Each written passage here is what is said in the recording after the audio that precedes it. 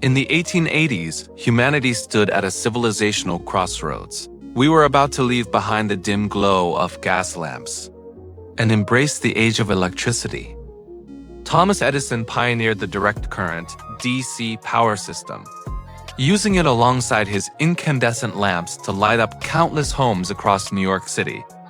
Although DC was stable, it was constrained by a brutal physical reality, Joule's law. Simply put, transmitting power at low voltage requires an immense current, according to the formula for power loss. P loss equals I square R. High current generates massive amounts of heat within the conductors. Consequently, the effective supply radius of Edison's power stations was less than 2 kilometers. If we still followed that logic today, you would likely have a noisy generator sitting right in the building outside your apartment.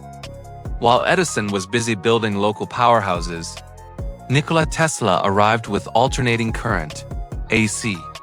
AC's greatest advantage was its compatibility with the transformer.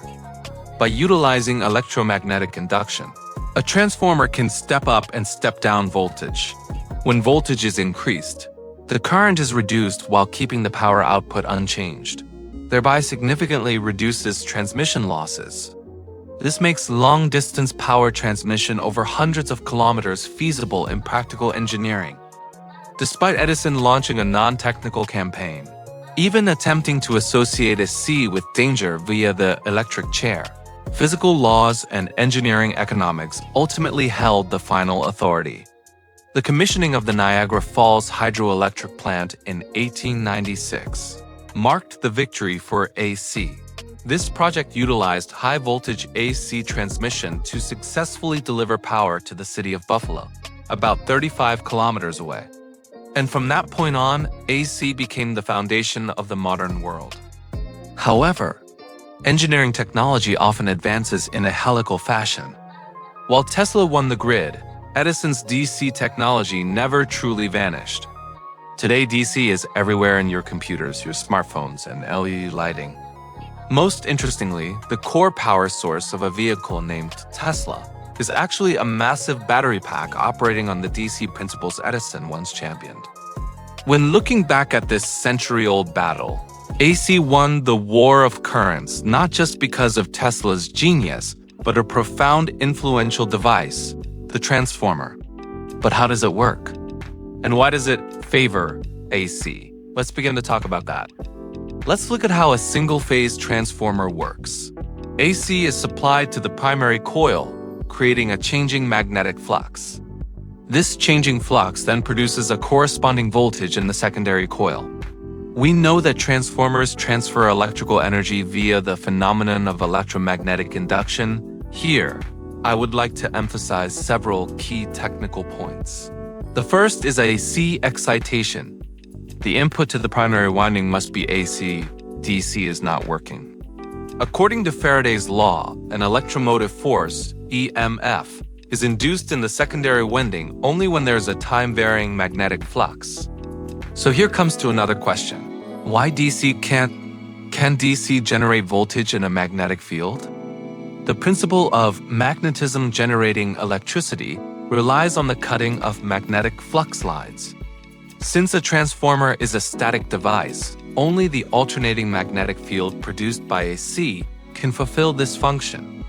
A static DC magnetic field, combined with a stationary transformer, results in no relative motion and thus no induced EMF. So can a static DC field produce AC voltage? The answer is yes if we use mechanical rotation to cut the excitation field, which is exactly how a generator works. The third one is the iron core. Without an iron core, the magnetic field would scatter into the air, resulting in extremely low efficiency. The core acts as a highway for magnetic flux. When the primary coil is energized, the magnetic field is captured and efficiently guided through the secondary coil. The next one is near lossless transfer. Extremely low losses make long-distance energy transmission possible. Even today, new materials and technologies continue to push transformer losses even lower. Let's look at a simulation to see what happens when we pass a C and DC through a transformer. When I select AC mode and close the circuit breaker QF, the load lamp on the secondary side lights up instantly. The monitor shows the voltage stepping down from 220 volts to 24 volts. The bridge for energy transfer is visualized by the purple magnetic field. When we switch to DC and close the breaker, the output reads 0 volts. The lamp stays dark. But look at the primary side. The coil is triggering alarms for overheating and saturation. Why does DC break a transformer? At first, let's explain a little bit about the saturation phenomenon according to the magnetization curve.